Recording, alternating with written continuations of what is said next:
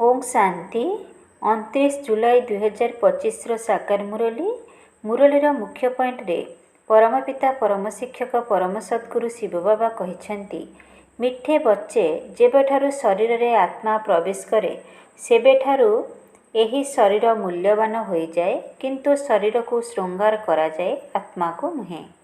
जेबेठारु शरीर रे आत्मा प्रवेश करे सेबेठारु एही शरीर मूल्यवान हो जाए, किंतु शरीर को श्रृंगार करा जाए, आत्मा को नुहे। प्रश्न, तुम मानकर कर्तव्य कौन? तुमको क्यों सेवा करिबा उचित? तुम मानकर कर्तव्य कौन? तुमको क्यों सेवा करिबा उचित? उत्तर, तुमर कर्तव्य हेउछि निजर हमजिन्स अर्थात समवर्गी बा समसाथी मानंकु नररु नारायण नारीरु लक्ष्मी हेबार उपाय बताइबा। तुमको एबे भारतर प्रकृत आत्मिक सेवा करिबाकु हेबो। जेहेतु तुम मानंकु ज्ञानर तृतीय नेत्र मिलिछि, तेणु तुमर बुद्धि एवं चालीचलन बहुत रिफाइन अर्थात मार्जित हेबा उचित। कहा प्रति सामान्यतम मध्य मोह न रहु। गीत नयनहीन को राह दिखाओ। ओम शांति डबल शांति। तुम मानंकु ओम शांतिर प्रति उत्तर रे ओम शांति कहिबा उचित। आमर स्वधर्म हेउछि शांति।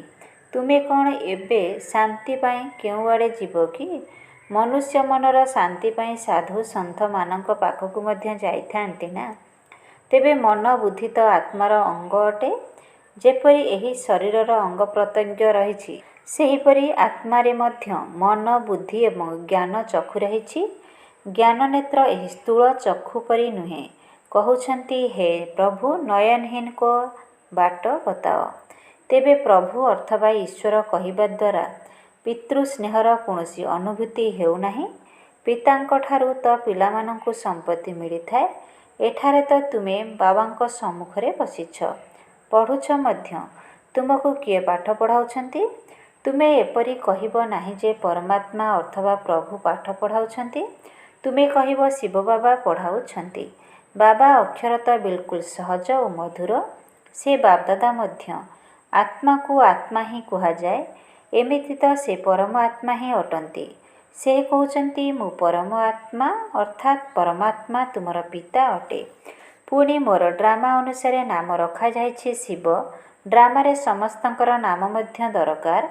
शिवंकर मंदिर मध्य रहिछि।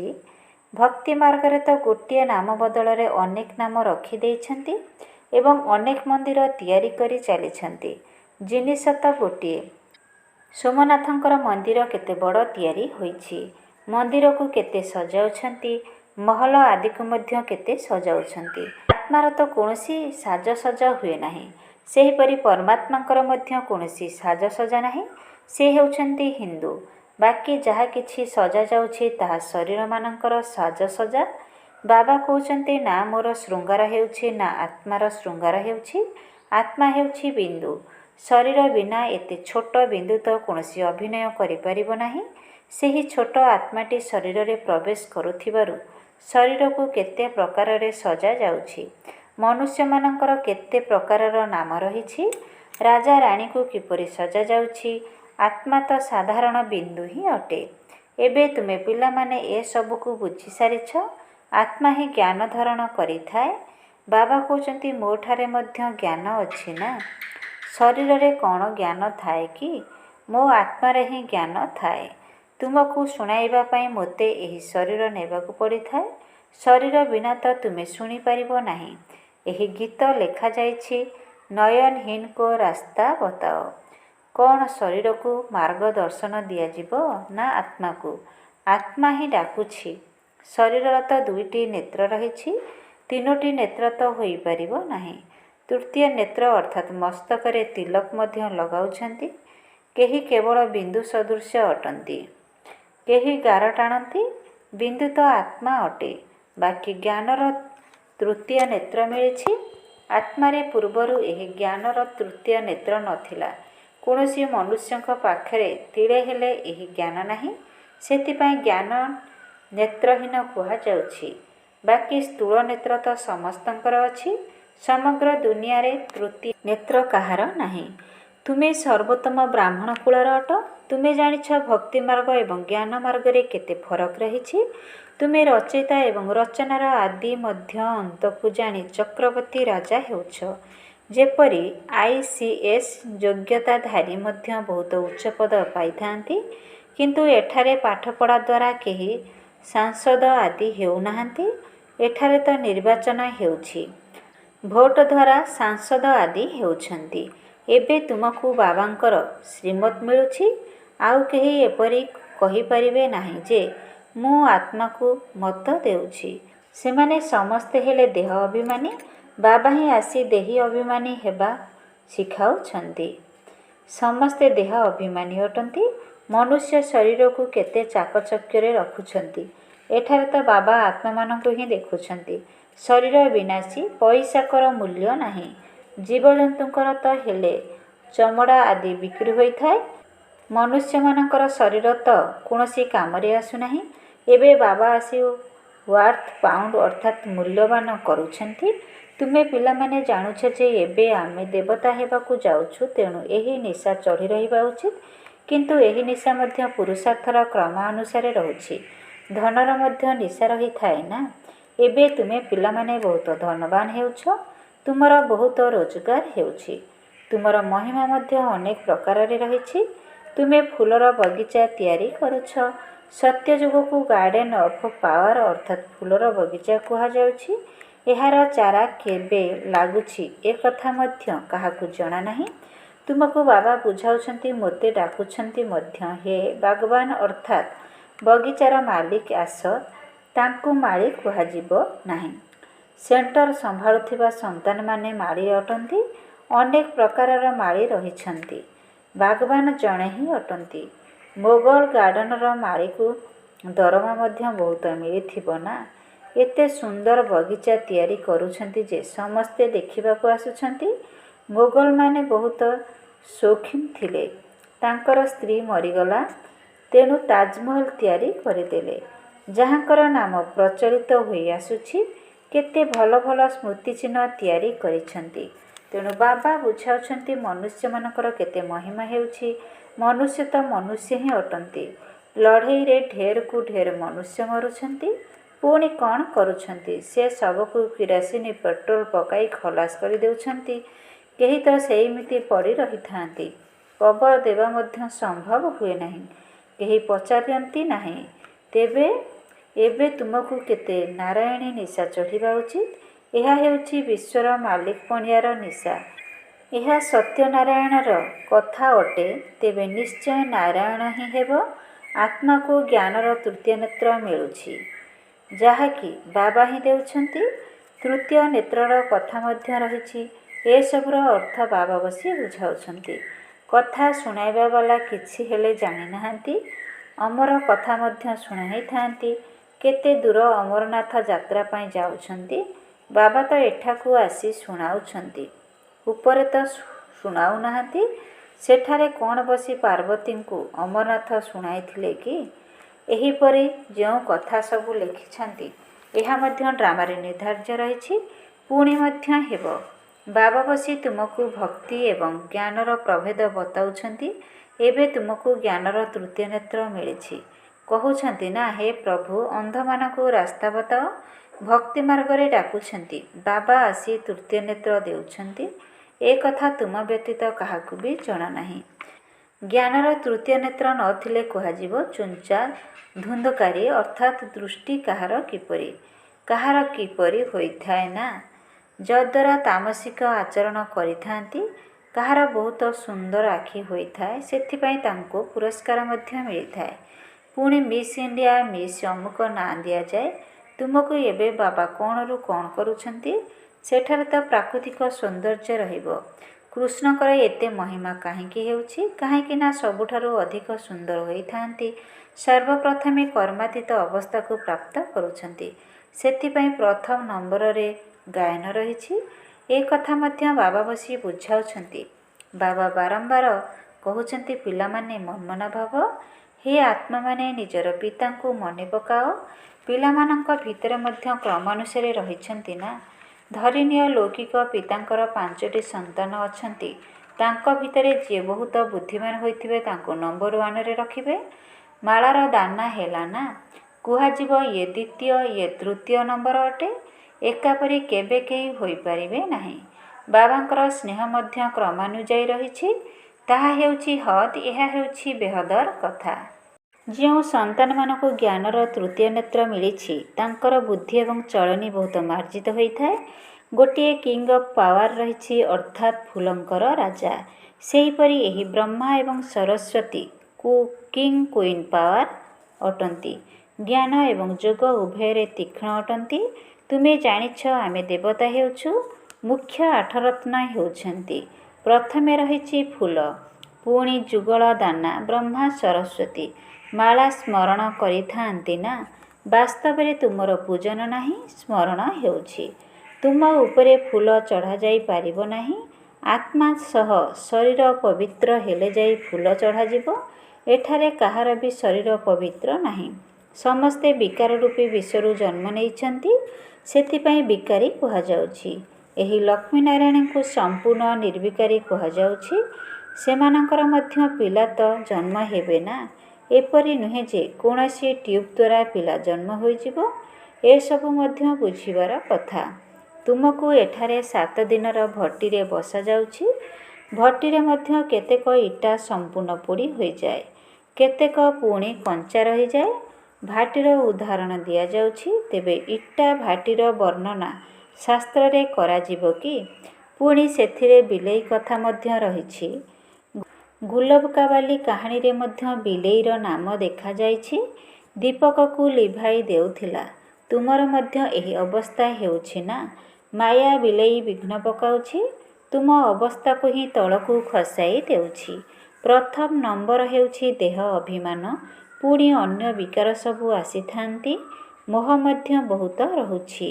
କନ୍ୟା କହୁଛି ଯେ ମୁଁ ଭାରତକୁ ସ୍ୱର୍ଗ କରିବା ପାଇଁ ରୁହାଣୀ ସେବା କରିବି। ମୋହର ବଶବର୍ତ୍ତୀ ହୋଇ ମାତା ପିତା କହୁଛନ୍ତି ଆମେ ଅନୁମତି ଦେବୁ ନାହିଁ। ଏହା ମଧ୍ୟ କେତେ ମୋହ ଅଟେ। ତୁମକୁ ମୋହର ବିଲେଇ ହେବା ଉଚିତ ନୁହେଁ। ଏହା ହିଁ ତୁମର ଲକ୍ଷ୍ୟ। ବାବା ଆସି ମନୁଷ୍ୟରୁ ଦେବତା, ନରରୁ ନାରାୟଣ କରୁଛନ୍ତି। ତୁମର ମଧ୍ୟ କର୍ତ୍ତବ୍ୟ ହେଉଛି ନିଜର ସମବର୍ଗୀୟଙ୍କର ଏବଂ ଭାରତର ସେବା କରିବା। ତୁମେ ଜାଣିଛ ଆମେ କ'ଣ ଥିଲୁ, କ'ଣ ହୋଇଯାଇଛୁ। ଏବେ ପୁଣି ପୁରୁଷାର୍ଥ କର ରାଜାମାନଙ୍କର ରାଜା ହେବା ପାଇଁ। ତୁମେ ଜାଣିଛ ଆମେ ନିଜର ରାଜଧାନୀ ସ୍ଥାପନ କରୁଛୁ। କୌଣସି ଅସୁବିଧାର କଥା ନାହିଁ। ବିନାଶ ନିମନ୍ତେ ମଧ୍ୟ ଡ୍ରାମାରେ କୌଣସି ରଚନା କରାଯାଇଛି।